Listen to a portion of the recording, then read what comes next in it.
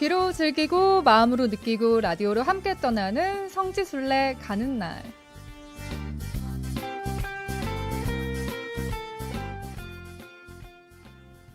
네, 성지순례 마음은 있지만 쉽게 떠나기 힘드셨나요? 또 궁금하긴 했지만 어떻게 준비해야 하는지 또 어떤 곳들이 있는지 막막하기만 하셨는지요? 그렇다면 매주 금요일 이 시간 함께해 주시기 바랍니다. 성지순례 가는 날 매주 금요일에 페이스북과 유튜브로도 생중계되고 있는데요. 페이스북 광주 가톨릭 평화방송 오네요. 유튜브 광주 가톨릭 평화방송 통해서 함께해 주시면서 댓글 그리고 좋아요도 함께 참여해 주시면 좋겠습니다. 저희 가톨릭 해외 성지와 국내 성지를 2주씩 번갈아 가면서 소개해드리고 있죠. 오늘은요, 지난주 초남이 성지에 이어서 국내 성지로 떠나보겠습니다. 지금 제 옆에 국내 성지 안내를 맡아주실 분 나와 계시는데요. 안녕하세요. 안녕하세요. 평화를 빕니다. 평신도의 눈높이에서 친근하고 소박하게 여러분과 국내 성지 이야기를 함께 나눌 비아동 본당 조명순 글라라입니다. 네, 반갑습니다. 카메라에도 인사 한번 해주세요. 반갑습니다. 네, 지금 이 시간 페이스북과 유튜브로 함께 해주시고요. 이 성지순례 가는 날 코너에 참여하신 분들을 위해서 저희가 이벤트를 준비했었어요. 네, 저희 향기로운 오후 주님과 함께 갤러리 페이지를 찰칵 찍은 인증샷을 100원의 정보 이용료가 있는 문자번호 샵 5005번으로 보내주시거나 혹은 여러분이 다녀오셨던 국내 성지, 해외 성지 어떤 곳들이 좋으셨는지 또 그곳에서 어떤 감동들 느끼셨는지 사진과 문자로 남겨주시면 선정해서 선물들 보내드리겠습니다. 네, 선물 받을 수 있는 좋은 기회인 것 같으니까 순례가 다녀오셨던 사진들이랑 사연들을 보내주시면 좋을 것 같습니다. 네, 문자번호 100원의 정보 이용료가 있는 샵 5005번으로 남겨주시고요. 여러분의 참여 기다리고 있겠습니다. 어플토크창으로 이 시간은 정말 성지순례 가는 것처럼 설렙니다. 국내 성지 같이 떠나볼게요 하고 기다리셨는데요. 자, 그럼 성지순례 가는 날 함께 출발해 보겠습니다. 출발! 신께는 천년도 지나간 어제와 같사오니 우리의 생명도 아침에 피었다가 저녁에 시드는 꽃과 같음을 명심하게 하소서. 박해시대 배교의 유혹에 자유롭지 못했던 시대, 혹독한 고문과 가혹한 매질은 이존창 루도비코 곤자가를 배교의 유혹에서 자유롭지 못하게 했다. 그렇게 몇 차례 배교와 회두를 거듭하는 그를 주문모 신부는 이렇게 꾸짖었다. 우리로 하여금 이 고마운 선물에 대하여 감사드릴 수 있게 하소서. 그대의 배교로 교우들에게 나쁜 본보기를 보였으니 어떻게 넉넉히 보속을 하겠는가. 순교만이 그대를 용서받게 할 것이다. 이 훈계를 들은 이존창은 그때부터 순교 준비를 했다.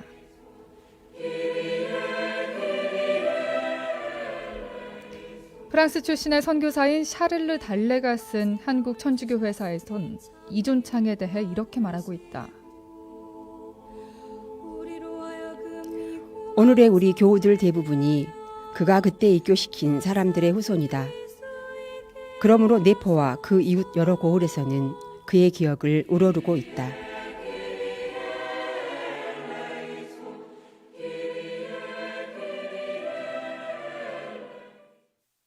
네, 성지순례 가는 날 본격 출발에 앞서서 네포의 사도라고 불리는 하느님의 종 이존창 루도비코 곤자가의 일화를 잠시 전해드렸습니다. 오늘 함께 떠나볼 성지가요, 이분과 관련된 곳이죠. 네, 그렇습니다. 지난 시간부터 이번 시간까지 15억 5주년을 기념하는 의미에서 전라도와 충청도에 떨어진 미랄 두톨에 대한 이야기를 지금 하고 있는데요. 네. 지난 시간에는 호남의 사도라 불리는 유한검의 생가터인 처남이 성지를 다녀왔고요. 이번 시간에는 네포 사도라 불리는 하느님의 종 이존창 루도비코 곤자가의 생가터인 여사올 성지로 함께 떠나보겠습니다. 네, 이번 주 여사올 성지로 지금 함께 하시죠. 네. 성지순례를 하다 보면 충청도에 유난히 성지도 많고 순교자들도 참 많다는 것을 알 수 있을 텐데요. 맞아요. 네. 여사올 성지는 그 시작점이라고 볼 수 있겠습니다. 1770년대에 사회개혁을 꿈꾸던 일부 남인계통의 실학자들이 중국에서 들어온 천주교 서적을 연구하다가 복음의 진리를 깨닫게 되면서 신앙으로 받아들이기 시작하였는데요. 이렇게 시작된 신앙은 선교사도 들어오지 않은 상태에서 순전히 일부 선지자들의 자각에 의해서 처음에는 서울과 경기도 지역으로 전파되다가 이어서 충청도 내포 지역으로 전파되어 나가게 되었습니다. 이존창 루도비코 곤자가를 내포의 사도라고 하는데요. 네. 이 내포가 정확히 어떤 걸 일컫는 지역명인가요? 네. 내포 지역은 지리적으로 서해 바닷물이 삽교천을 따라서 들어와서 무안천으로 이어지는 충남 아산에서 태안반도를 이루는 일대의 평야를 일컫는데요. 그래서 내포 지역은 포구가 많이 발달하였고 또 간척 사업으로 경지가 늘어나면서 전통적인 양반에 맞먹는 신흥 향반 세력이 생장해가지고 경제적으로 매우 발전된 지역이었습니다. 네, 지금 보이는 라디오를 통해서도 사진을 볼 수 있는데요. 네. 이곳 잠시 소개를 해주신다면요. 네, 여사울에 가시면 딱 처음에 보이는 이렇게 기념성당 바로 건너편에 이렇게 바로 보이는 생가터를 기념하는 네. 곳입니다. 네. 그리고 또 내포 지역은 한양과 가까워서 교류가 활발하다 보니까 새로운 사조를 빨리 받아들일 수 있는 사상적 기반을 형성하고 있었다고 해요.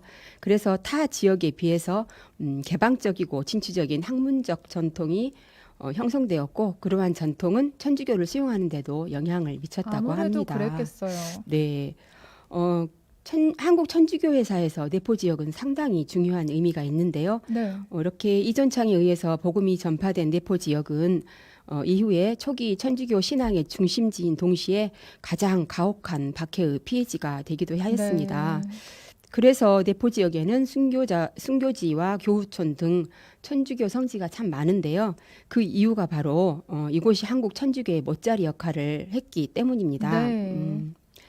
내포 사도라 불리는 이존창 역시 비록 신분은 낮았지만 성호 이익의 학통이었던 권철신의 문화에 들어가서 천주교 신자가 된 것도 다 이러한 내포의 특성이 바탕이 되었다고 하겠는데요. 네. 이존창은 명문가 양반들과 교류도 하는 한편 자기 재산을 나눠주면서 천민들과도 스스럼 없이 어울리며 새로운 세상을 추구했던 진취적이며 개혁적인 지식인이었다고 합니다. 네, 아무래도 이 내포 지역은 지리적으로도 한양과 가까워서 각종 교류도 활발했을 테고요. 그래서 새로운 사조를 이렇게 빨리 받아들일 수 있었겠습니다. 관련 이야기 들어봤고요.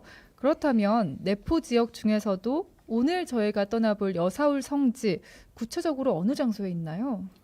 네. 내포 지역의 중심에 있는 여사울 성지는 충청남도 예산군 신안면에 있습니다. 여사울은 삽교천을 따라 들어온 서해 바닷물이 내포 평야에 젖줄이 되어서 기름진 쌀이 많이 생산되었고 네. 또 강을 따라서 배들이 자주 항해하다 보니까 상업 또한 발달하게 되면서 기와집을 가진 부자들이 많아진 것이 마치 서울과 같다고 해서 같을 여자를 써서 여사울이라는 이름이 붙여졌다고 합니다. 그렇군요. 네, 내포의 사도인 이존찬 루도비코 곤자가가 어떤 분이었는지 지금부터 본격적으로 자세히 알아보겠습니다. 네. 1759년 여사울의 한 농가에서 태어난 그는 1776년 유명한 남인 학자이면서 초기 교회 창설자의 한 사람인 권철신 암브로시오의 문화에 들어가 수학하게 됩니다. 네. 그러다가 권철신의 아우인 권일신 프란치스코 하비에르와 중인이었던 김범우 토마스에게 교리를 배워서 영세를 받게 된 그는 스승인 권일신에게서 고향으로 돌아가 정교하라는 사명을 받게 됩니다. 그랬군요. 예, 이렇게 사명을 받고 고향으로 돌아온 이존창의 활동은 참으로 눈부셨는데요. 그는 학덕과 신망이 두텁기도 했지만 사람들의 마음을 사로잡는 재주가 있었다고 합니다. 그래서 입교자의 수가 계속 증가해서 무려 300여 명의 신자가 이렇게 생기게 되었는데요. 그는 양반이나 서민을 가리지 않고 복음을 선포하였습니다. 그래서 지식층에서 학문으로 시작된 천주교가 그로 인해서 대중화를 꾀하게 된 셈이 된 것이죠. 네.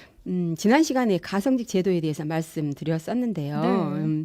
이존창 역시 가성직 제도 아래서 신부로 임명이 되어서 2년 동안 성사를 집전하게 되었어요. 그랬군요. 복음 말씀을 듣기 위해 이곳저곳에서 사람들이 단체를 이루며 이존창의 집으로 모여들었고 영세 후에 돌아가고 했답니다. 이러다 보니까 여사울에 있는 이존창의 집은 자연스럽게 교우들의 집회소도 되고 숙소도 되었다고 합니다. 자연스럽게 사람들이 모여들었겠어요. 네네. 그래서 이제 교회의 역할을 하게 되었는데요. 네. 내포 천주교회는 그렇게 이제 기초가 다져졌어요.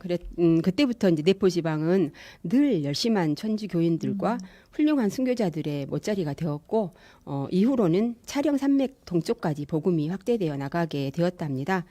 하지만 그도 가성직 제도가 교리의 어긋남을 깨닫고 지난 시간에 그 유한검 만나보았잖아요. 네. 예, 유한검과 함께 그 신부 영입을 위해서 노력해서 주문모 신부를 맞이하는데 주도적인 역할을 하였습니다. 그랬군요. 네. 오늘 방송을 시작하면서요. 배교의 유혹을 받던 이존찬 루도비코 곤자가가 주문모 신부의 가르침으로 마음을 다잡고 순교를 준비하는 내용을 잠시 들려드렸는데요. 이 이존창은 어떻게 순교를 하게 된 건가요? 네, 그러다 1795년 말에 다시 공주 가명으로 끌려간 이존창은 혹독한 고문에도 굽히지 않았고 이제 천안 가명으로 옮겨져서 6년 동안 연금 생활을 하게 되는데요. 이때 다른 교우들의 배교 소식을 들으면서 과거 자신을 생각하고 마음 아파하였다고 합니다. 1801년 신유 대박해 때 다시 투옥된 그는 공주 가명을 거쳐서 서울 우군부로 이송되어서 혹독한 고문을 받았는데도 끝까지 신앙을 지켜서 참수형을 받고 받았는데요. 네. 조정에서는 당시 교세가 가장 컸던 충청도 도민들에게 경각심을 일으키기 위해서 고향 지역인 공주 가명으로 처형하도록 해서 공주 가명에서 처형하도록 해서 1801년 4월 10일 공주 황새바위에서 42세를 일기로 참수형으로 순교하게 그랬군요. 되었습니다. 네, 이존창 루도비코 곤자가는 내포 지역에서뿐만 아니라 한국 교회의 기틀을 잡아가는 데도 큰 역할을 한 분이신데요. 이존창의 일가도 여기에 한 몫을 했죠. 네, 그렇습니다. 이존창의 딸 이멜라니아는 우리가 잘 알고 있는 김대건 신부님의 할머니가 되시고요. 네. 최양업 토마스 신부님의 어머니 이성래 마리아는 이존창의 사촌 누이의 조카 딸이라고 합니다. 그래요. 네. 네. 이렇듯 한국 천주교회의 후손들은 거슬러 위로 올라가면 거의가 이존창의 복음 전파 영향을 받았다고 해도 과언이 아니라고 하는데요. 네. 이처럼 한국 천주교회에 지대한 공이 있었음에도 불구하고 이존창은 일시적인 배교 때문이었겠지만 아직 복잡함에 오르고 있지 못합니다. 네. 다행인 것은 한국 천주교 주교회의 시복시성 주교특별위원회가 그 하느님의 종 이벽 요한 세례자와 동료 132위에 대한 시복 예비 심사 절차 중 하나인 시복 현장 조사를 지난 3월 18일 서울대교구로 시작을 해서 7월 17일 대전교구를 마지막으로 조사를 마쳤다고 하는데요. 시복 현장 조사가 지난 7월에 마무리됐군요. 네네. 이 133위에 대한 시복 조사는 마무리가 됐는데요. 네. 제가 지난 7월 21일에 여사울에 순례를 다녀왔을 때 며칠 전 이곳에도 조사를 다녀갔다는 반가운 소식을 듣게 되었습니다. 참 다행이고 반가운 소식이네요. 네. 네. 이 이존창 루도비코 곤자가의 생가터가 있는 여사울은 원래 신레원 본당의 공소였다고요. 네, 그랬습니다. 근데 그 신레원 본당에서 1984년에 그 입으로 전해져 오던 이야기들을 토대로 생가터를 찾아서 이제 발굴을 했는데요. 네. 발굴한 결과 중국에서 가져온 것으로 보이는 고상과 성모상 등이 발굴되어서 이곳이 생가터가 분명하다는 것을 입증할 수 있었다고 하는데요. 이때 발굴된 유물들은 현재 절두산 순교기념관에 보관이 되어 있다고 합니다. 네. 그 후로 이제 대전 교구의 뿌리라고 할 수 있는 여사울 성지 개발을 시작해서 2008년 1월에 성지 본당으로 지정을 받았고요. 같은 해 12월에 예산 여사울 이존창 성가터라는 명칭으로 충청남도 기념물 제177호로 지정되면서부터 본격적으로 성역화를 추진하게 되었는데요. 이존창의 생가터 앞에 이존창 루도비코 곤자가 순교자 기념성당을 신축하고 2010년 10월 16일 봉헌식을 가졌다고 합니다. 네, 2010년에 봉헌식을 가졌는데요. 자, 오늘 성지순례 가는 날, 오늘은 여사울 성지로 함께 떠나왔습니다. 그렇다면요, 이제 성지를 좀 둘러봐야 할 텐데 먼저 이존창 루도비코 순교자 기념 성당에 대해서 좀 소개를 해주세요. 네, 기념 성당은 지붕을 붉은 지중해풍의 스페인식 기와를 얹고 복도식 쾌랑에 창문 테라스까지 스페인에 와 있는 느낌을 주는데요. 네. 성당 전면에는 카톨릭의 상징 문양인 키로 문양 위로 라틴어가 새겨져 있는데 주님께서 여러분과 함께라는 뜻이라고 하더라고요. 여사울 성지를 방문하는 모든 순례자들에게 주님께서 축복해 주시기를 기원하는 뜻이 담겨져 있는 것 같았습니다. 네, 지금 페이스북과 유튜브 보이는 라디오 통해서 이 이존창 루도비코 순교자 기념성당의 모습 보실 수 있는데 정말 지붕이 붉은 지중해풍의 스페인식 기와에다가 창문 테라스까지 스페인에 와 있는 느낌을 주는 네. 것 같기도 합니다. 그리고 이존창 루도비코 순교자 기념성당 안에는 여사울 인근 순교자 명단도 잘 정리가 되어 있다고요. 네, 기념성당 안으로 들어가 보면요. 아담하게 꾸며져 있는 제단이 있고 그 반대편으로 여사울 및 인근 순교자 명단이 눈에 들어왔는데요. 네. 성인, 복자, 순교자 23위의 명단이었습니다.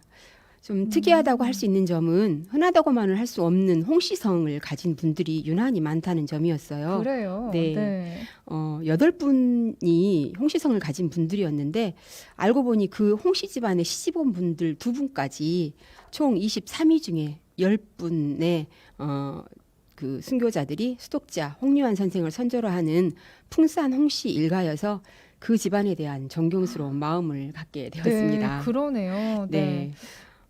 성인, 복자, 순교자 순으로 되어 있는 이 명단에는 이 여사울 성지의 주인공이라 할 수 있는 이존창은 명단의 아래쪽인 순교자 명단에 들어 있었습니다. 이존창 루도비코 곤자가 외에도 여사울 성지에서 기억해야 할 다른 성인과 복자들이 참 많은데요.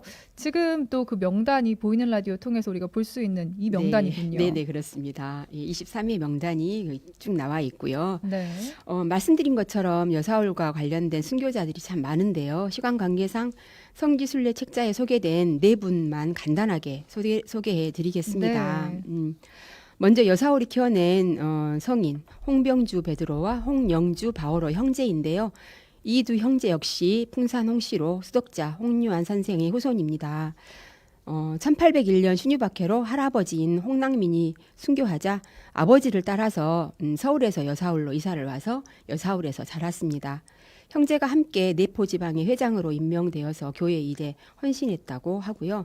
이 두 형제는 1839년 기해박해 때 서양 신부들에게 은신처를 제공한 죄로 체포되어서 1840년 1월 31일과 2월 1일 하루를 사이에 두고 당고개에서 참수형으로 순교하였는데 네. 두 분 나이가 각각 42세와 39세였습니다. 네, 지금 이 보이는 라디오로 볼 수 있는데요. 이 형제의 네. 이미지가 네네, 어떤 아래쪽에, 부분인지. 네. 아래쪽 왼쪽에 계시는 두 네. 분이 형제 분이십니다. 아, 예. 네. 홍병주 베드로가 사형장으로 가면서 했다는 유명한 말이 있는데요. 천주의 모친과 천신과 성인들을 만나러 가는데 시간이 늦는다라고 하면서 수레를 몰고 가던 사람에게 빨리 가기를 재촉하였다고 합니다. 이 두 분 형제는 1984년 5월 교황 요한 바오로 2세에 의해서 나란히 시성되었습니다. 그렇군요. 네. 또 나란히 복자품에 오른 아버지와 아들도 있다고요. 네, 그렇습니다. 여사울에서 태어나 이존창에게 교리를 배워 입교한 김강옥 안드레아와 그의 아들 김희성 프란치스코인데요. 1801년 신유박해에 체포된 김강옥 안드레아가 멋진 신문에도 불구하고 한결같이 신앙을 증거하면서 남긴 말이 지금까지 전해지고 있습니다. 지금 그 내용을 함께 들어보시면서 잠시 묵상하는 시간 가져보시면 좋을 것 같습니다. 네, 지금 보이는 라디오로도 사진 오른쪽 아래편에요. 나란히 복자품에 오른 아버지와 아들의 사진도 볼 수 있습니다. 잠시 묵상하는 시간 가져볼게요. 네.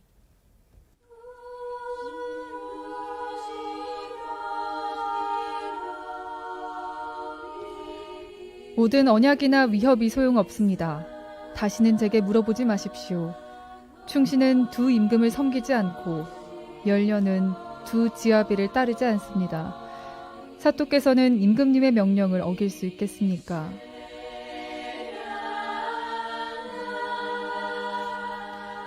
저도 천주의 명령을 거역하길 원치 않습니다. 저는 제 대군 대부를 배반할 수 없습니다.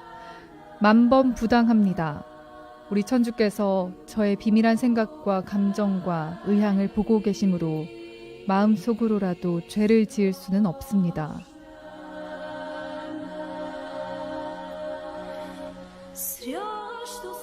네, 방금 이 부분이 김광옥 안드레아가 신앙을 증거하면서 남긴 말이었습니다. 그 뒤에 김광옥 안드레아는 어떻게 순교했나요? 네, 심한 매질로 들것에 실려서 형장으로 죽으러 가는 길에도 큰 소리로 묵주신경을 바치고 또 형장에 이르자 조금만 기다려 달라고 말한 뒤에 무릎을 꿇고 큰 소리로 기도를 마친 다음 스스로 목침 위에 자신의 머리를 뉘었다고 하는데 당시 그의 나이 60세 가량이었다고 합니다. 네. 한편 아들인 김희성 프란치스코도 아버지의 영향으로 천주교 신앙을 받아들인 후에 교리를 열심히 배우고 실천했는데요. 아버지가 순교하자 아버지를 따르겠다는 의지도 더욱 굳어졌답니다. 1815년 3월 의뢰박해에 밀고자를 앞세우고 포졸들이 그가 살고 있던 고든장으로 밀어 닥쳤는데요. 산에서 이를 본 김희성은 바로 하산해서 포졸들은 물론 밀고자까지 후하게 대접한 후에 어머니에게 하직 인사를 올리고 포졸들을 따라 나섰다고 합니다. 네. 김희성이 보여준 굳은 신앙심은 간원들조차 당황하게 만들었다고 하는데 1816년 대구에서 참수형으로 순교하였고 그의 나이 51세였습니다. 이 두 아버지와 아들은 2014년 8월 프란치스코 교황님에 의해서 나란히 복자반열에 오르셨습니다. 네. 그리고 여사올 성진에 묵상하기도 좋은 십자가의 길이 있다면서요. 네. 생가터 오른쪽에서 시작하는 십자가의 길이 있는데요. 주황색 벽돌이 깔끔하게 깔려 있어서 마음을 차분하게 해주더라고요. 십자가의 길은 언덕 주위를 돌면서 마련이 되어 있습니다. 기도를 드리면서 14철을 돌다 보면 어느덧 언덕 위 잔디밭으로 자연스럽게 올라가게 되어 있습니다. 언덕 위에는 소박하게 마련되어 있는 야외 제대가 있고요.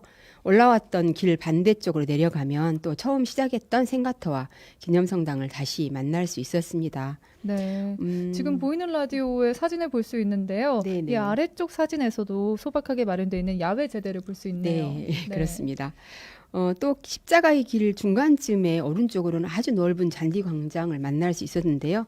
이곳에도 야외 제대가 있었고 또 그곳을 지나면서는 아이들이 신나게 뛰어노는 모습이 자연스럽게 상상이 되더라고요. 아이들과 함께 소풍처럼 와서 순교자들의 이야기를 들려주면서 행복한 시간을 보내도 좋겠다 하는 생각이 들었습니다. 정말 좋겠네요. 그렇다면. 네. 이 여사올 성지를 방문한 분들이 함께 또 들리면 좋을 만한 공소가 인근 5분 거리에 있다고요. 네, 성지순례 책자에 인근에 액공서 건물이 보존되어 있다는 얘기가 있어요. 그래서 성지에 계시던 어떤 분에게 이 액공서가 어디에 있는지를 여쭈어 보았거든요. 그분이 직접 안내를 해주어서 공소를 함께 다녀오게 되었는데요. 네. 알고 보니 그 안내를 해주신 분의 조상인 할아버지 두 분과 할머니 한 분도 순교자로서 이번에 시복 현장 조사를 다녀가셨다고 하더라고요. 네. 많이 반가웠는데요. 네. 우리가 순교자의 후손님을 그렇게 자주 이야기를 하는데 그렇게 지근거리에서 실감나게 느껴보기는 처음이었던 것 같습니다. 옛 공소는 걸어서 5분이면 갈 수 있는 가까운 곳에 있었는데요. 10여 년 동안 사용하고 있지 않던 공소를 최근 새롭게 단장을 하는 중이었는데 거의 마무리 단계였습니다. 그리고 이번 주말이죠. 8월 11일 단장을 마친 공소에서 첫 미사를 드리고 이후로 한 달에 한 번씩 공식적으로 미사를 봉헌할 예정이라고 하더라고요. 네. 네. 오늘은요, 성지순례 가는 날 조명순 글라라 자매님과 여사올 성지로 떠나봤고 지금 보이는 라디오로도 이 인근 거리에 있는 공소의 사진을 볼 수 있습니다. 어느덧 여사올 성지에 있다 보니까 벌써 마칠 시간인데요. 정말 좀 함께 하기에 아쉬우셨다면 여러분들도 문자로 100원의 정보 이용료가 있는 샵 5005번으로 이곳에서 혹시 궁금하신 점들 남겨주시면 글라라 자매님이 또 다음 회차에 와서 자세히 풀어주실 겁니다. 네, 비아동분당 조명순 글라라 자매님과는 여기서 인사 나누도록 하겠습니다. 감사합니다. 감사합니다. 네.